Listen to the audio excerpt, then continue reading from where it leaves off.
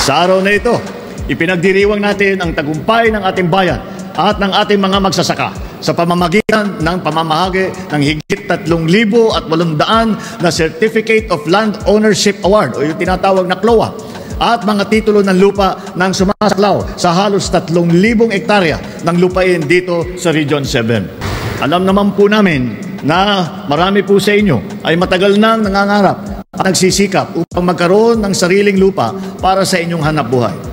Ito na po at tinutupad po natin ang pangarap ninyo. Mr. President, nais ko pong malaman nyo, simultaneous po ngayon, nakikinig din po ang mga tiga Siquijor, ang mga tiga Cebu, at ganoon din po ang mga taga Bohol. Lahat po sila ngayon, nakikita nila tayo dito, naka-televise, naka-ano tayo sa kanila, simultaneous po na nakikinig sila. Bumati sa Bohol at sa Cebu, mabuhay kayong lahat. Ayan ho sila, andyan sila. Together with our government officials and DAR officials as well. Yun hong utos ninyo, Mr. President, ginagawa po natin. At ang dami na hong natulungan ng mga agrarian reform beneficiaries na katulad doon ng inyong yumaong ama.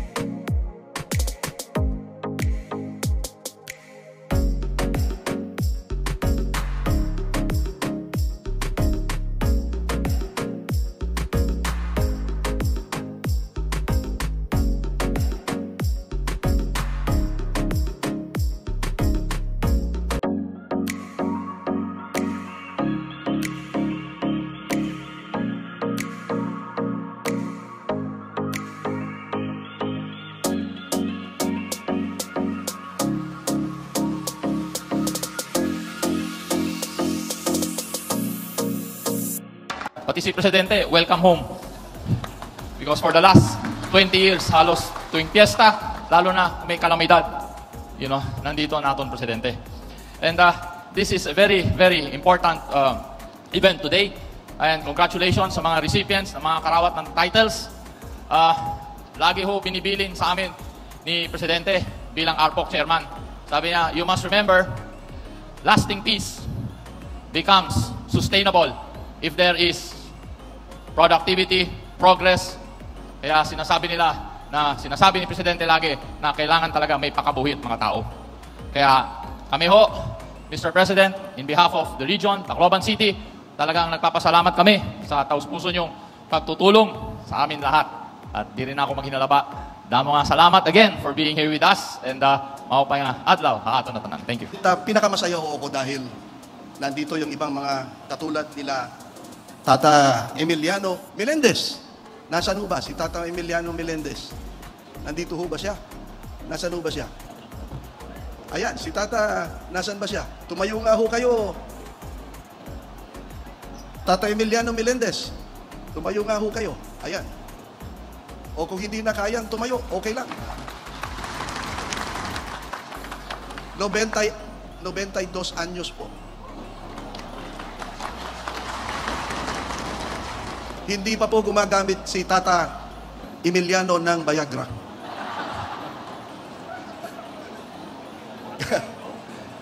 Ganon din ho, si Tata Juanito Dumanhob ng Tigalete. 86 years old na po. Nasaan po ba siya? Huwag na ho ninyong patayuin. At ganon din ho si Tata Pablo Capehe ng Tacloban City. Andyan ho siya, 72 years old. At nandito rin ho, yung iba, namatay na yung kanilang, yung talagang naghihintay. Ang pumalit, yung anak, namatay din yung anak. Yung apo, nandito ho, naghihintay din. Si Mr. Jaime Barro, nandito. Si Madam Celestina Ambal, Tataray, ng Samar. Nandito rin po si Mr. Leopoldo Laroa, ng Southern Leyte. Mukhang yung mga tiga Southern Leyte, mukhang nabusog kayo sa inyong tanghali. Naririto ho lahat ng mga katulad nila na sa tinagal-tagal ng panahon, hinihintay nila ang pagbigay ng titulo sa kanila. Ngayon ho, dumating na ang araw na ang titulo ho na matagal niyong hinihintay na. Ipinag-utos ng ating mahal na Pangulo, si President Ferdinand Bongbong Marcos Jr. Ang sabi ho niya, Secretary Estrella, ang tagal nang naghihintay niyan mga yan. Paspasan ninyo ang pagpapagawa, ang paglalabas ng titulo. Ang tagal na nila naghihintay. Yung iba, 30 years. Yung iba, 20 years. Ang tagal-tagal na po. Kaya ho ngayon umaga, nandito kami, kasama po natin ang ating mahal na Pangulo, ang anak ng Region 8, ang isa rin hong Waray. Yun ho, ipinag-utos niya. Dumating na ho ang araw. Ngayon po, sa wakas, matatanggap na ninyo ang titulo sa inyong lupa. Hindi lang ho titulo ang inyong matatanggap. Ang sabi ho ng ating mahal na Pangulo sa kanyang State of the Nation address, nung unang-una ho, ang sabi niya, agrarian reform is not only distributing lands. Agrarian reform is also providing support services to our farmers. Ang gusto ho ng ating Presidente, kapag naibigay ho sa inyo ang lupa, dapat ho tuloy-tuloy ang pagbigay ng support services sa inyo. Yan ho mga farm machineries and equipment. Yan ho mga farm-to-market roads. Mapaganda ang mga daan sa ating mga lugar. At hindi ho lang yan. Ngayon ho, pinagutusan din kami ng ating mahal na Pangulo. Naghahanap na po kami ng pondo at sa tingin ko nakahanap na ho kami. Magkakaroon din ho ng scholarship program and Department of Agrarian Reform upang mapag-aral natin ang mga anak ng mga agrarian reform beneficiaries. Mr. President, mission accomplished po tayo. Yun hong mga pinagutos ninyo na ginagawa din po ng inyong ama, the late President Ferdinand Marcos Sr. at ng aking lolo, ang unang-unang sekretary ng Agrarian Reform. Yung ginagawa nila noon, ginagawa na naman natin ngayon. Namimigay tayo ng lupa at tuloy-tuloy tayong namimigay ng support services upang umunlad ang buhay ng mga Agrarian Reform beneficiaries. Mayong adlaw sa tanan. Ako, si Domingo Pada Jr., 79 anyos ang magidaron, nagpuyo sa Barangay Igang, Caribbean City. Usa ka mag-uuma nga nagtikan sa dugay ng panahon sa yuta sa mga asindero sa among barangay. Sa Año 1972, ako nagsugod sa pag-uma, isip katabang sa akong mga ginikanan. Aron pagpalambo sa ilang umahan nga gitikan. Nagpadayon kami sa pag-uma, isip mga saok sa asinda, hangtod nga nasur kini sa programa sa gobyerno pinaagi sa DAR. Sa tuig 1999 pa narehistro ang among titulo sa katibukan o itawag nga collective clua. O wala kami masayod o kanusa na among madawat ang among tagsa-tagsa ka mga titulo aron unta makasugod kami sa pagbayad sa among tagsa-tagsa usab nga obligasyon. Buot namo ipaabot ang among dakong pasalamat ngadto sa atong mahal nga Pangulo President Bongbong Marcos Jr. Sir President, daghan kaayong salamat nga sa kadugayon sa among pag-uma. Among nagayon nadawat ang among mga tagsa-tagsa ka mga titulo. O salamat kaayo, Sir President. Ngadto sa atong DAR Secretary Sir Conrado Estrella III.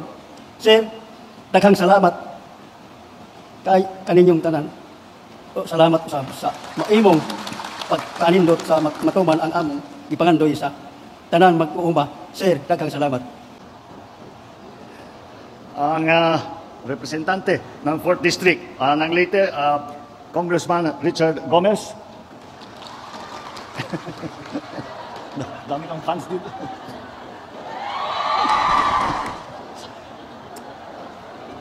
Alam niyo po, noong bata pa ako, nag-umpisa pa lang ako mamumulitika, ang payo sa akin ng magulang ko, huwag kang aakyat ng entablado na may kasama kang mas gwapo sa'yo. Hindi ko alam paano nangyari ito sa akin. Yung staff, ba't yung pinayagan na umagat dito si Richard? 2nd District Southern Leyte Representative Christopher Sunyap. Provincial Governor ng Samar, Sherian Tan. Southern Leyte Provincial Governor Damian Marcado. Eastern Samar Vice Governor Maria Caridad Goteasan. Ayan.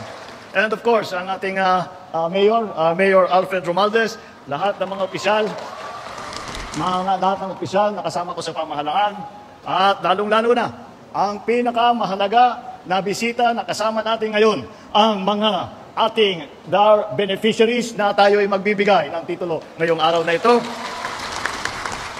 Maupay ng adlaw kay iyong atanan sa mga kababayan kong Raynon, lalo na sa ating mga masisipag na ating mga magsasaka.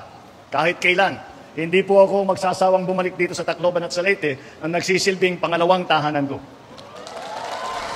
Ang dugong waray-waray na nananalaytay sa aking mga ugat, buhat sa aking ina, ang dating unang gina. Siyempre, si First Lady Imelda Romualdez Marcos, ang nagpapatibay sa aking determinasyon na maglingkod at iangat ang antas ng pamumuhay ng ating mga kababayan.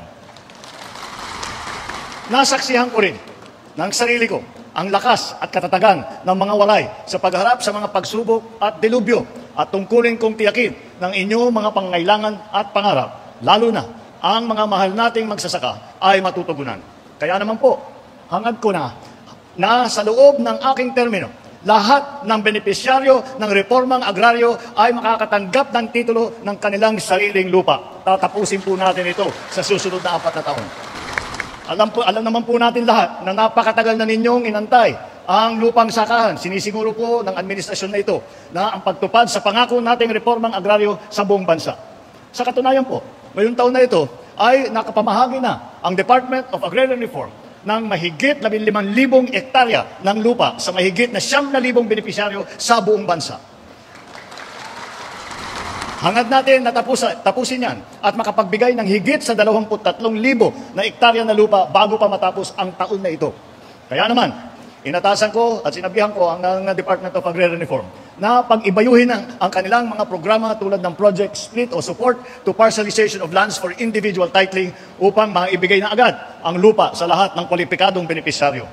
Ito na po ang resulta ng aming ginagawa ni Secretary Estrella Sadar. Ngayong araw, ipapamahagi natin ang higit sa 5,000 titulo na sumasakop sa halos 8,000 hektarya na lupain para sa mga benepisyaryo dito sa Leyte, Biliran, Southern Leyte, Samar, Eastern Samar at Northern Samar. Para sa nakakarami sa inyo, ito ang katuparan ng inyong matagal ng pangarap. Ang pangarap na nakapangalan at nakarehistro na sa inyo ang titulo ng lupa na idineklara ng ilang dekada pa sa inyo na dapat alagaan at para sa inyong pagsaka. Ang pangarap na paundarin ang kalupaan upang mas magkaroon ng sagana at magandang ani. Ang pangarap na makapagnegosyo sa lupang sinasaka upang mapaunlad ang pamumuhay ng inyong mga pamilya at makatulong sa ating ekonomiya.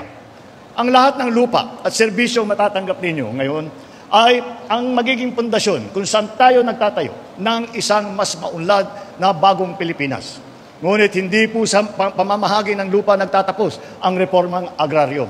Kasama po sa batas, sa agrarian reform, ang pagbibigay ng suporta at extension services sa ating mga benepisyaryo.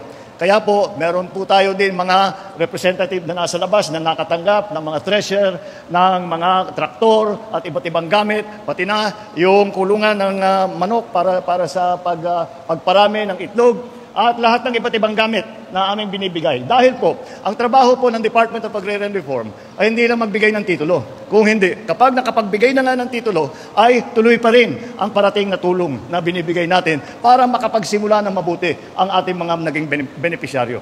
Gagawin po natin ito sa pamamagitan ng pagbigay ng access na tinatawag para sa mga pautang, pamamahagi ng mga farm equipment at pagpapatayo pati na ng farm-to-market road na sinimulan na natin dito sa Region 8. Nakapag-turnover na tayo ng ilang tulay ngayong araw na ito. Una po dito, ang mga farm-to-market road na pinaglaanan natin ng higit na 3 milyong piso na pondo upang mas mapabilis ang kalakalan ng mga produktong aanihin ninyo. Ilan lamang sa mga tinatapos ng mga kalsada ang Kabarasan Dako San Agustin at San Agustin Kangumbang Farm to Market Road na parehong nasa Palo. Nariyan din ang ginagawang Barangay Kawayan Santo Niño at Crossing San Roque, Sitio Kulapniton Farm to Market Road na parehong nasa Tacloban City naman. Pag natapos nito, ay siguradong lalago ang sektor ng agrikultura dito sa iba't ibang karatig ng probinsya. Pangalawa, ipinapatupad din natin ang PBBM bridges o pang-agraryong tulay para sa bagong bayanihan ng mga magsasaka. Sa ilalim ng programang ito, halos 80 milyong piso naman ang ating ilalaan para sa pagpatayo ng mga tulay sa Southern Leyte, sa Samar at sa Eastern Samar. Kabilang po rito sa mga PBBM bridges na ito, ang San Roque, Dayanog Bridge, Sigo Bridge, Baral 2 Bridge at Cambukol Bridge. Sa pamamagitan ng mga tulay na ito, masisigurong ligtas at mas mabilis na madadala ang mga ani at kalakal ng ating mga magsasaka sa merkado. Pangatlo, upang masolusyonan naman ang problema na hinaharap natin, dinadanasan natin ng pagtuyot sa El Nino, ay ang inyong sektor ay naglalaan tayo ng higit ng 71 milyong piso para sa mga proyektong irigasyon at patubig. Ilan sa mga ito ay natapos na tulad ng Kabibihan Small Irrigation Project sa Biliran, ang solar-powered pump scheme at saka yung construction of irrigation facilities sa Katubig, Northern Samar at ang patuloy na tinatapos na Himayangan Small Irrigation Project sa Southern Leyte. Pang-apat, at ang pinaka-importante po, ang paghahatid ng mahigit 200 makinarya at kagamitan sa pagsasaka na aabot ng 10 milyong piso ang halaga at higit sa 1,500 benepisyaryo ang mabibigyan nito sa Region 8. Dagdag po pa nito, sinusiguro ng DAR na may pautang pang-agrikultura na maaaring lapitan ang ating mga magsasaka para makapagsimula ng maliit na negosyo at mapaunlad ang kanilang kabuhayan. Dahil po, ang nagsimula ng Agrarian Reform Program ay nagsimula yan isa sa una na ginawa ng aking ama nung siya ay umupo bilang Pangulo. At ang kasamahan naman niya na Secretary Conrado Estrella naman ay ang lolo ni Secretary Conrado Estrella. Kaya't naman ay sabi ko, nung kami napasok na sa pagpresidente at saka sa ginawa ko na agad na sekretary, dahil sabi ko, kahiyahiya naman. 30 taon na, lampas pa sa 30 taon na nag-aantay ang tao. Ito ang inutos sa atin ng mga ninuno natin. Kahiyahiya naman na hindi natin matatapos. Ay napaka-importante nitong ating ginagawa. Kaya po kami ay nasisiyahan. Kung kayo po ay nasisiyahan, siguro kasama na namin kayo sa SIA na naitupad namin ang pangako na 30 taon nang inaantay na tuparin.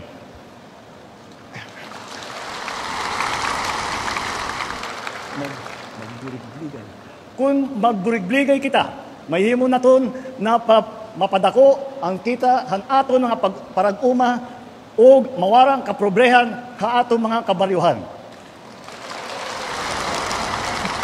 Galing nga po kami, kaninang umaga, nanggaling kami sa Dumaguete. At ganito rin ang aming nagawa. Meron din kaming binigay ng mga titulo. Dahil iminabanali po namin, sinabay na namin yung Cebu, ano yung isa? At Siquijor. Tapos sabay-sabay na meron kaming television na nandun sila para kasama sila sa programa. Kaya yun pa ang aming ginagawa. At ay tuloy-tuloy po natin gagawin yan. Hindi po ito minsanan lamang. Kami po ay laging nandito na magsusuporta at nakikinig para malaman kung ano ang inyong mga hinain, kung ano ang inyong mga pangalan. Babalik po ako dito at magdadala pa ng mas maraming tulong. Kagaya po ng sabi ng ating kilala ng Nunggera, Eastern Visayas, I shall return. Damo nga salamat sa inyong natanan. Mabuhay ang mga parag-uma, mabuhay ang bagong Pilipinas. Damo salamat.